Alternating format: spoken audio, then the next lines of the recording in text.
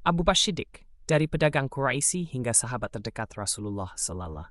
Sebelum cahaya Islam menerangi Makkah, lahirlah seorang pria bernama Abdullah bin Abi Quhafah dari kabilah Bani Taim Quraisy. Ia kelak dikenal oleh dunia dengan gelar Abu Bakar As-Siddiq.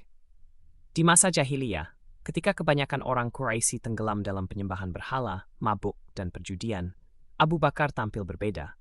Ia dikenal sebagai pedagang jujur dan sukses, pribadi lembut dan pemalu, orang yang dibenci kebohongan, tidak pernah menyembah berhala, tidak pernah minum khamr.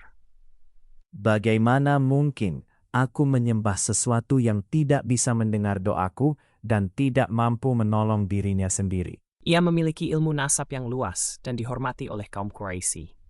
Orang-orang datang kepadanya bukan hanya untuk berdagang, tapi juga untuk meminta nasihat. Abu Bakar dan Muhammad bin Abdullah SAW telah bersahabat lama, bahkan sebelum Rasulullah diangkat menjadi nabi. Abu Bakar mengenal Muhammad sebagai orang paling jujur, tidak pernah berdusta, tidak pernah berkhianat, tidak pernah mengikuti tradisi kotor jahiliyah. Karena itulah, di hati Abu Bakar tidak pernah ada keraguan sedikit pun tentang kejujuran Muhammad SAW. Ketika Rasulullah SAW menerima wahyu pertama di Gua Hira, beliau mulai berdakwah secara sembunyi-sembunyi. Salah satu orang pertama yang beliau datangi adalah Abu Bakar. Dengan suara tenang dan penuh keyakinan, Rasulullah SAW berkata, "Wahai Abu Bakar, aku adalah utusan Allah. Allah memerintahkanku menyembahnya dan meninggalkan berhala." Abu Bakar tidak bertanya panjang. Ian Mava. Aku membenarkanmu.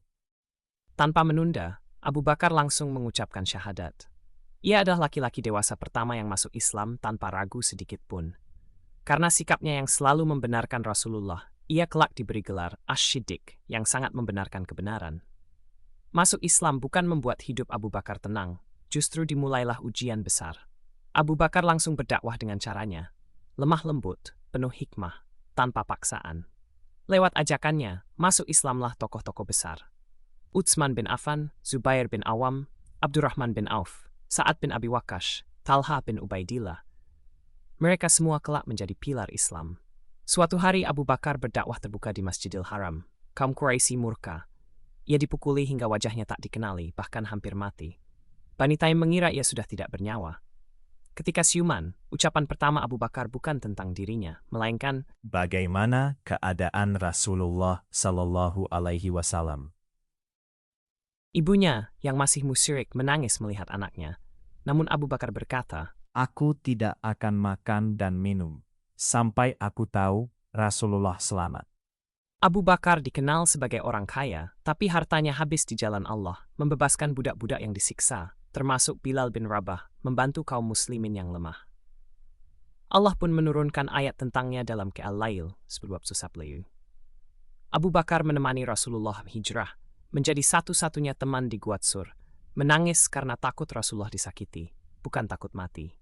Rasulullah bersabda, "Tidak ada seorang pun yang jasanya paling besar kepadaku selain Abu Bakar." Abu Bakar As-Siddiq mengajarkan kita bahwa iman sejati lahir dari kejujuran hati. Kebenaran tidak butuh banyak debat. Cinta kepada Rasulullah lebih besar dari cinta pada diri sendiri. Ia bukan nabi, tapi keimanannya melebihi banyak manusia.